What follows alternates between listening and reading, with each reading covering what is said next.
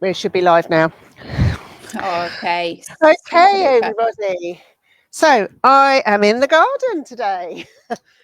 Claire, hello, Manu. Yes, and I have got a star performer, which is my boy Manu. So while Claire is getting the page live on her site, let me introduce myself. I'm Sarah from Berkshire Dog Training, and this crazy fella here is Manu, who is treat obsessed. He loves treats, right? Should we go over there then, Manu? There we go. So yes, we're in the garden because we're going to do a few live demos with some of the Tug-E-Nuff toys, as tonight's edition of Enrichment is diving deeper into interactive toys. So Claire, do you want to say hello to everybody? I will. My name is Claire. If you don't already know me, I run Insight Hounds, and Insight Hounds is all about working with sight hounds, and we specialise in X-racing greyhounds. I'm based in the Midlands, not far from the NEC. Right, this is either going to go one way or the other, Claire, isn't it, really? We shall see what's going to happen with Manu. They say not to work with animals dogs and children. Live, yeah. You're going for it, though. It may be a one-off. It may be a total one-off, but I just thought it's such a lovely evening in the UK, and we've had such amazing weather that I thought it'd be a great chance to come out, and especially as I've just got all my recent toys. So yeah, so we go into explain a little bit about why interactive toys can be really helpful before we go into bringing up Manu's arousal. Lovely. If you want to start off with that for a moment, I'm still having a little bit of a technical sorting on this side, but I'll be with you very shortly. So we've got a number of toys. Now I've chosen Manu because he does love a tug toy. Okay, so this one in particular is the long bungee. Okay, and it's really, really long, and it's great if you've got kids. What I love about Tug-E-Nuff toys, and I'm sure Claire agrees, is the fact that we've actually got the bungee bit, okay? So it doesn't put any strain or anything into the dog's necks or when they're tugging it, okay? So I'm going to get up and we're going to get Manu interested in this one. Hang on. What are you doing? Come on, then. Come on. Here we go. So the great thing about this long one is that it can play on the ground, okay? I'm just going to stand on the treats before I told you he's treat obsessed. Come on, Manu. Right, here we go. Manu. It was always going to be Risk It Live. These found the treats. Okay, this is sensible dog. This is a bungee tug. This is a bungee tug. And Manu, come on. What's this? Come on. What's this? Oh, okay. This is there we go. Well done. There we go. Here we go. Oh, what's this? What's this? Yes. So Manu absolutely loves this one, as you can tell. Okay.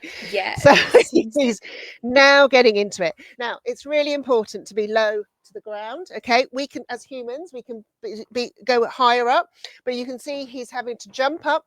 He's straining. He's not actually in a good position there from a physical perspective. So we want to come down. So it's good for us. We need to get lower to the ground.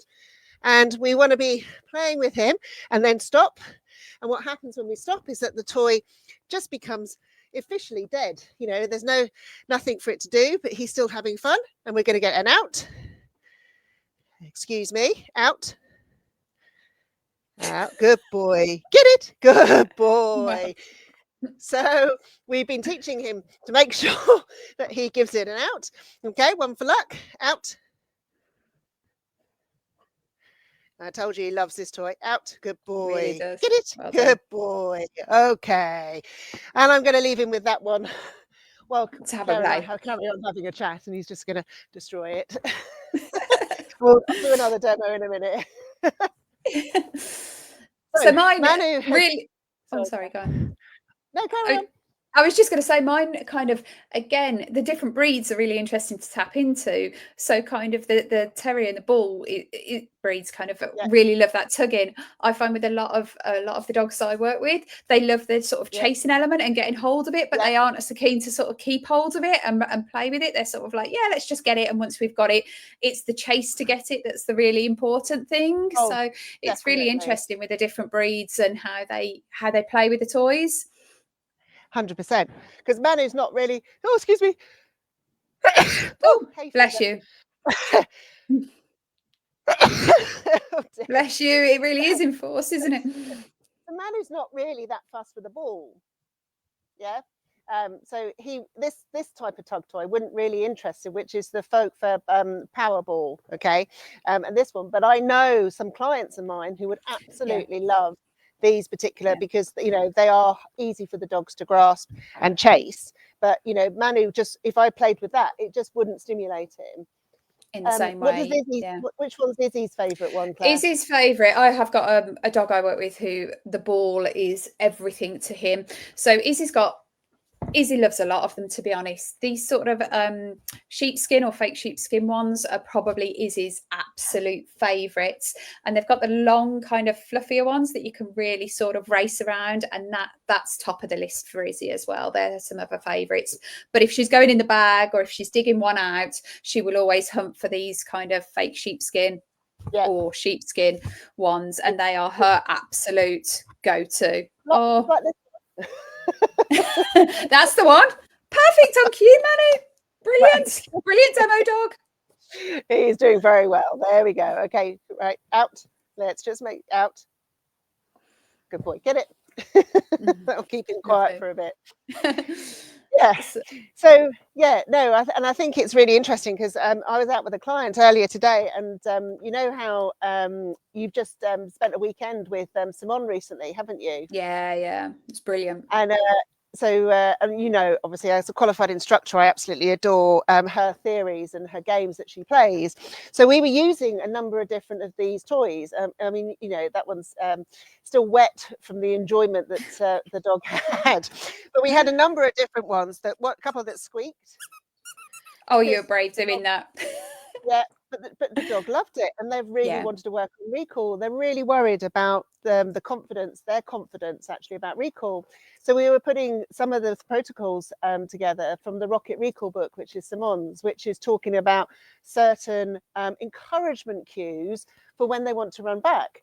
So you can use like a go, go, go, go, go, or yee, to encourage them back so they know that something fun and exciting. But what's better than it does the same thing, and then you get to use this and use it in the bowling technique, and then that's it, you're throwing it away. Right, I'm just going to go and rescue my toy. Sean has while you're rescuing, I'll talk about, we've been I was doing the same. I was working with Freddie on some long line recall stuff this afternoon actually, and he'd picked up a scent. He loves tracking, and he picked up a scent, and I could see him going off on it, and I thought, I'm starting to, although he's on a long line and we're working on this recall, he's just getting a little bit too into it. So I started getting some movement on the toy, and straight away movement followed with the cue, and he was back with us, and it was brilliant. Really good. But the Tug-E-Nuff toys I think are amazing. We had Izzy in a secure field recently, and suddenly I was doing some work, and then I just left her to explore, and all of a sudden she just went typical greyhound from 0 to like 40 miles straight down, and I was like, where's she going? That's really interesting. And there's a bag that I keep my Tug-E-Nuff toys in that she knows the bag, and what she'd done is, out of all this field, she spotted the bag and was like, I know how valuable that bag is, so she was straight off to the bag, which was lovely to see her recall. And I don't know if you've watched the Channel 4's Bad Dog Academy that Victoria and Carmel and everyone's doing. They were doing a recall last week, and it's interesting. If you watch, there's a toy that I'm pretty sure is a Tug-E-Nuff toy for the dog that they're doing recall. You can see it in the pictures, and if it's not Tug-E-Nuff, it's very, very similar, but it's the same principle, and you can see how they're using the tools as well to really help with that kind of recall relationship, playing together. And as you say, the substitute prey drive training or substitute predation training. Totally, because I don't know about you, but I definitely get some clients that are really worried about the volume of treats that we can appear to be giving our dogs as motivation. And obviously food is a really, straightforward, because, our dogs need to eat. So to provide them with a motivational food item definitely taps into their natural needs, to survive. But obviously the enrichment aspects of it means that, they don't just need food and water, they need somewhere safe to sleep, but also they need to have some mental and physical enrichment. So that, that is the play, the interactive, that's tapping into their natural, needs, like being able to chase, like your Izzy and Freddie, being able to tug and actually grab something and actually play with it. What you'll see with Manu and Poppy sometimes is they'll shake the items, like they would do in real life from the terrier genetics that they've got.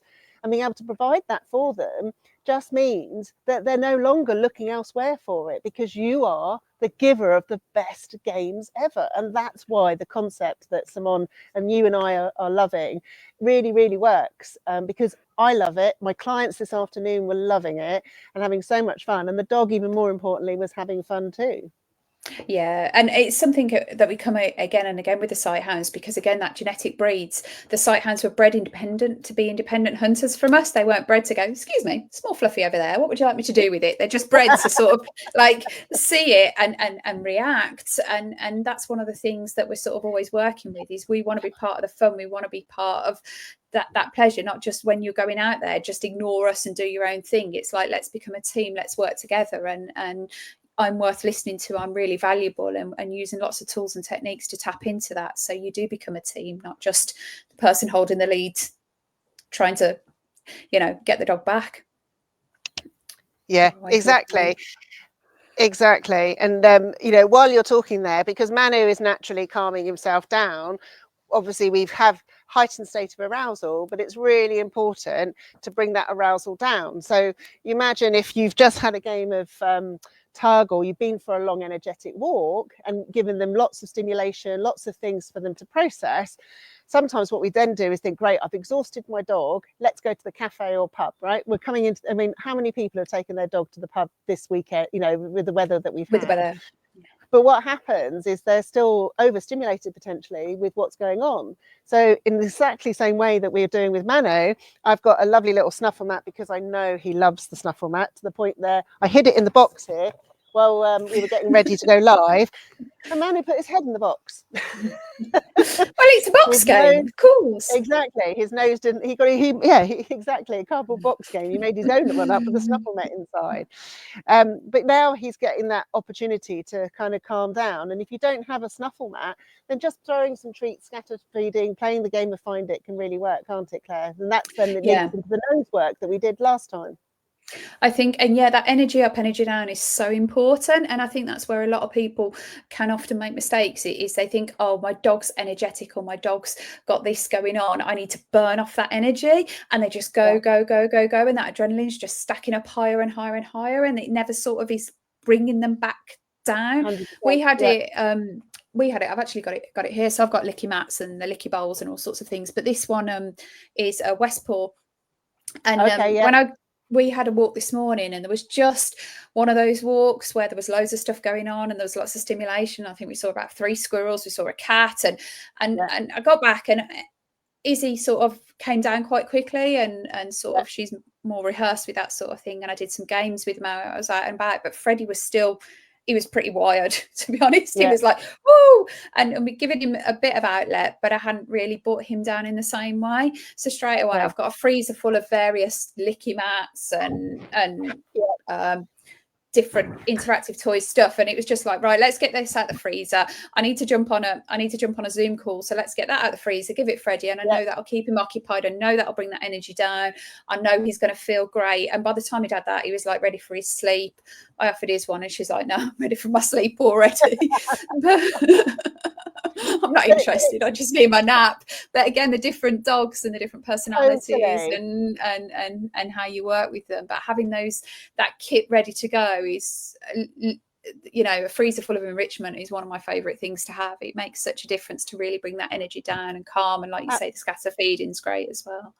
Absolutely, because not only is it for calmness after some sort of arousing activity, but I found out that another client, the dog had to have a major operation, so they're on crate rest, and so all the okay, maybe the Tug-E-Nuff toys are depending on what type of operation or challenge that they're facing physically, but you can still use them in a way that gives some form of enrichment to the dog, so that they're getting that mental stimulus and tapping into their needs. You know, giving them something positive to think about if they're scared about something in particular, like maybe thunder, the fireworks season. You know, I know it's 6 months ago, but start playing with a particular toy that really gets your dog really excited and positive and driving those endorphins and dopamine.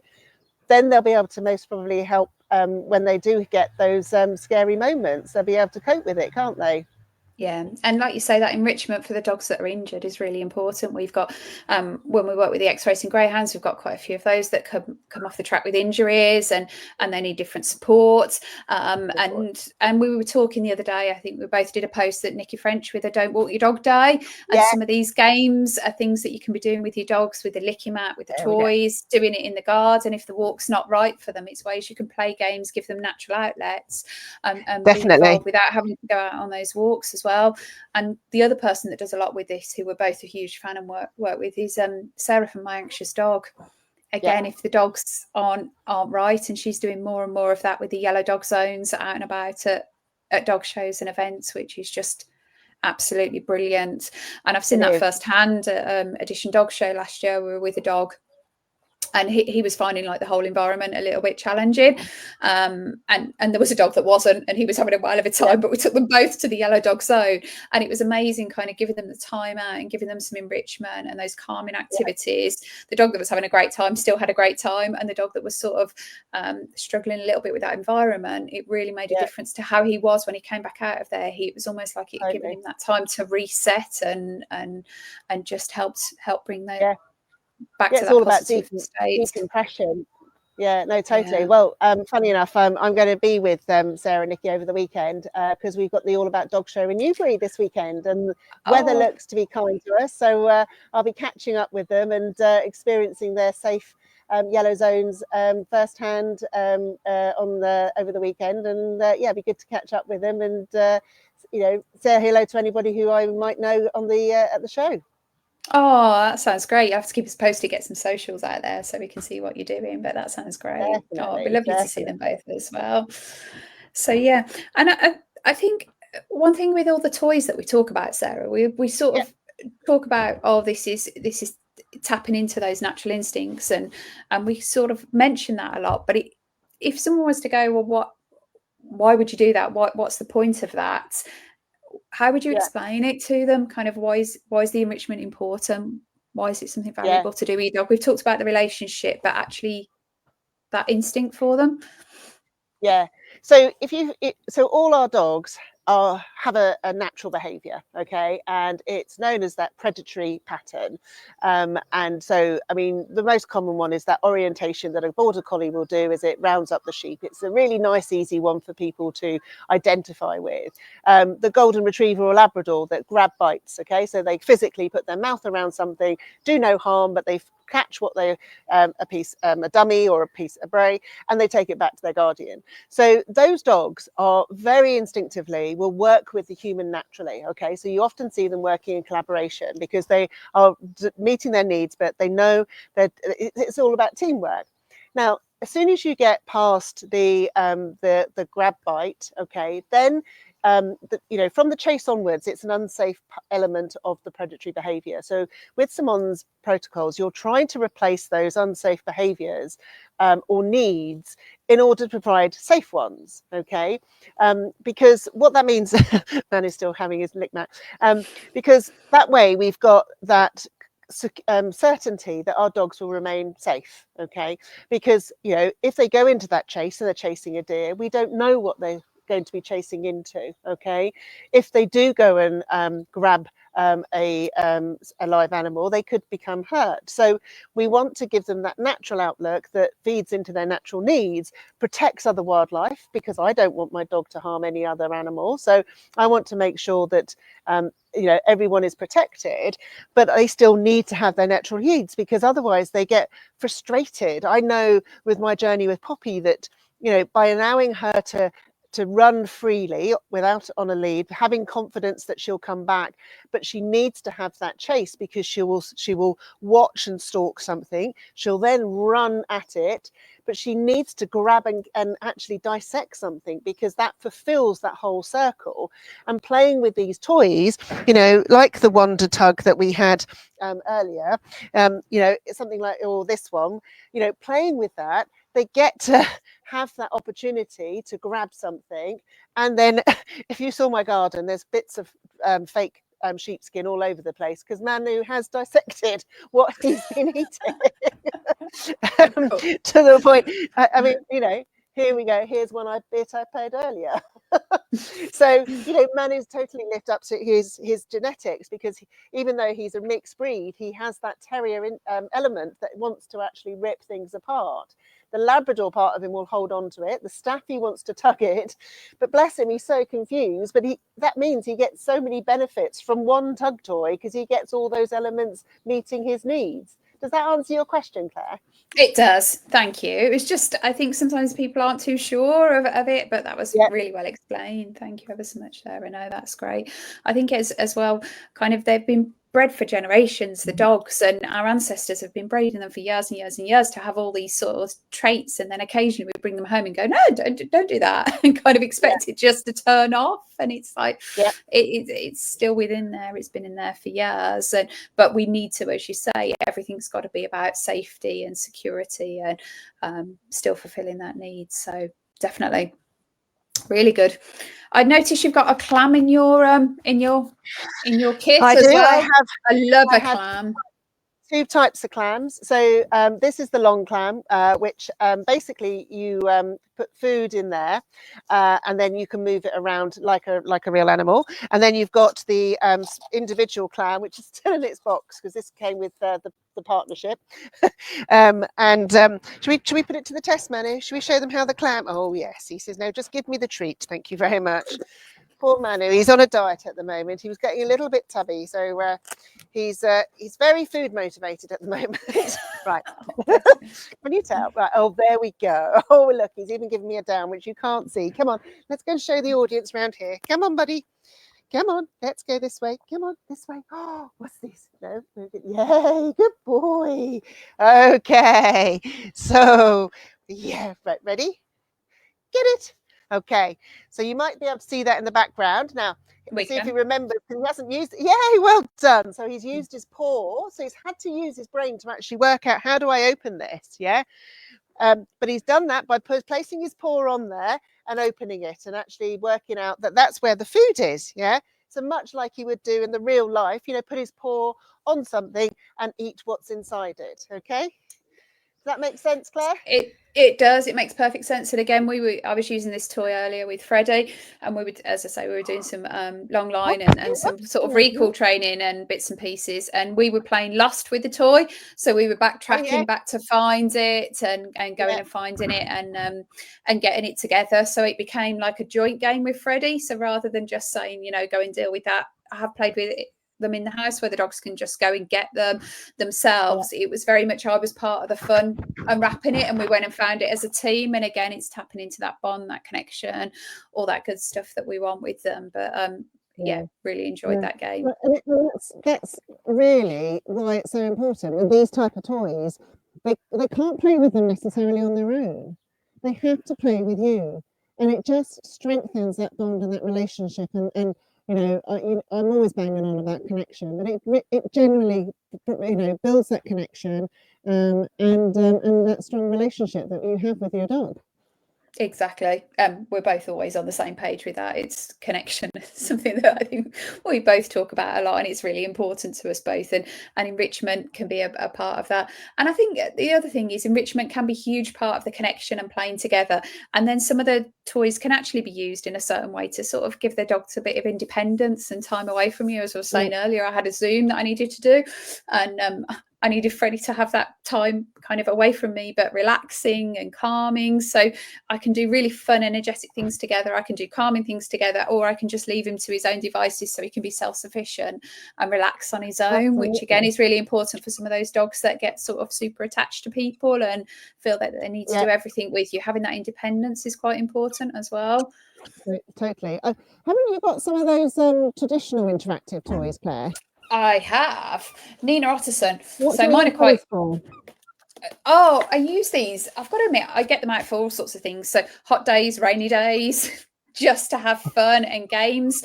And they're kind of, they've got the brain elements. So there's puzzles elements to it. These ones are quite old, so they're the wooden ones, and a lot of the Nina Otterson ones are plastic now, which is probably a little bit better. He's having great fun with that, isn't he? He's really I hope people aren't listening with their dogs going, just got this squeaking going on. But he's having a lot of he's having a lot of fun. Exactly. But yeah, everybody creating habit with your dog now at home. Right, come on, Manu, let's go. Sorry, for a quiet one. blame Sarah. That's a very good point. You've got plenty of quiet ones. Yeah. There's a few here. I've got the dog tornado, and I've got a few others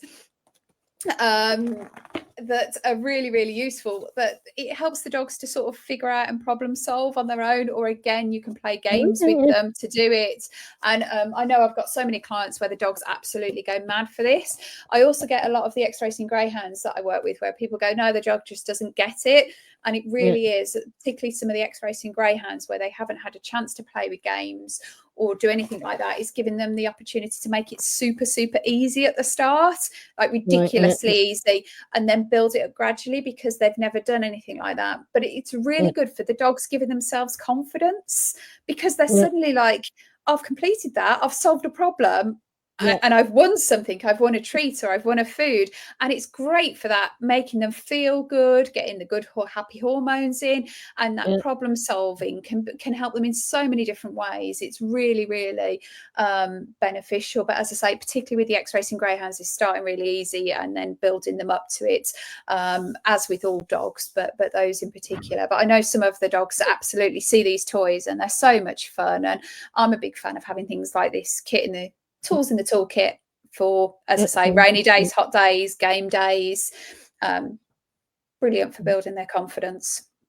Just a question that popped into my head, Claire. With greyhounds, do we need to make sure those sort of toys are higher up? Because obviously with their height, because they're obviously a very tall breed, do you have to be mindful of actually what level some of those toys might be in comparison? Because my dogs are so low to the ground that, I mean, I've obviously put the snuffle mats and everything on here just partly so people can see this boy having his best life for the snuffle mat and the lick mat on the camera, but normally they're on the ground, and there's no problem at all because of the like I say, their proximity to the ground compared to Izzy and what do you do? Yeah, it's such a great question, Sarah. It very much depends on the individual dog. So I've got a lot of dogs that I work with where they're okay to have them on the floor. It's not a problem. But equally, our Oscar, he had a lot of spinal issues and he had some injuries going on and bits and pieces. So I would never do things like that on the floor with Oscar. I needed him to have it higher up, especially kind of in those latter years. He was much better when things were on, so I'd put it on the sofa, so he was kind of a more reasonable height. And I've also done licky mats and things like that, so when there's going to be some prolonged licking for a long period of time, for some of my dogs I've put it on like a footstool or something like that. So it again very much depends upon the individual dog and what they need. But yeah, it's a really good point. And for some of those some of the greyhounds, some of the sight hounds, having that having those toys at a higher level is really, really valuable to them. Yeah, I've got a couple of clients who've got Burmese mountain dogs, so I'm sure it'll be a similar situation. Yeah, definitely, high as you can go. Absolutely. Yeah, and I think it's when you're hiding toys, and we haven't really come on to that, but when you're playing games and hiding things as well, like the different levels that you do it at, and considering each dog's individual needs and what they can find if they enjoy jumping and all of that sort of thing. So yeah it's really, really valuable and really good point to consider. No, that's great. I think, have we covered everything? I think we've covered everything. We have packed a lot into half an hour, and it's been great to see the demo. And Manu's just been an absolute superstar today, hasn't he? Very good.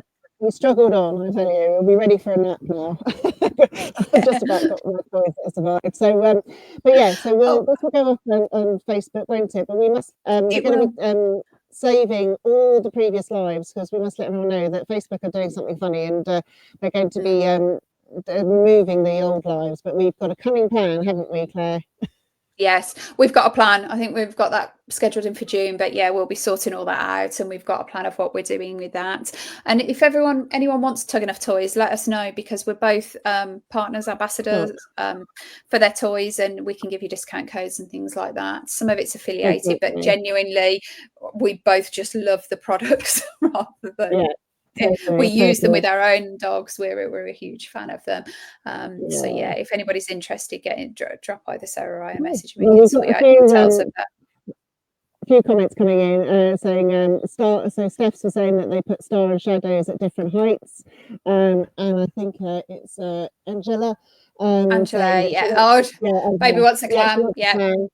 I'm seeing Angela tomorrow, and baby, I'll bring one along for her to have a play with. And yeah, we can sort that out. That's it. Yeah, it's a Tug-E-Nuff one, the clams are. So yeah, we can sort that out. I'm sure baby would love that. The only difference between this clam and the one that Manu was playing with is this one doesn't actually have a rope attached to it. Okay? Yeah, I've got the ones. So that's the only difference. Yeah, bits and pieces. But any questions Shadow and about Star have got clam. Shadow and Star have got clams. They love those as well. So yeah, the clams are very popular. They're a great toy. I'm a big fan of those as well. Absolutely. So if anyone's got any questions, just get in touch. I hope you've enjoyed this interactive session.